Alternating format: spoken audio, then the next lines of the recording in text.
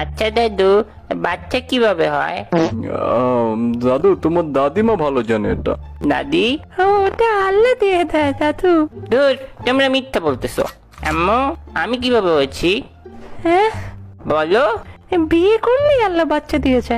আমি ওয়ালেট রেখে গেছি। আব্বু, কিরে? আমি কিভাবে দুনিয়া আসছি?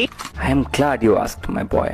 ফার্স্টে তোর আম্মুকে একটা রুমে নিয়া রুমের দরজা আটকা দিয়া, তারপরে রুমের লাইট অফ করে দিয়ে তোর আম্মুকে খাটের উপর উঠিয়ে হাত তুলে আল্লাহর কাছে দোয়া চাইছি, তারপর আল্লাহ তোরে পাঠাইছে। এটাই আমি ভাবছি করলে হয়। তাহলে ঠিক আছে, সারাদার কিছু হবে না। তোর বয়সে আমি নারুতো কোন বলতেও লজ্জা পেতাম, আর তুই এখন ইলু ইলু করে ফেলছিস। বন্ধুরে, একটা খুশির খবর আছে আর একটা দুঃখের খবর। কোনটা শুনবি আগে? খুশিটাই বল দেখি, কি এত আনন্দের ব্যাপার? আমার ছেলে আর তোর মেয়ে প্রেম করছে। তাহলে দুঃখের খবরটা কি? ওরা ইলু ইলু করেও ফেলছে।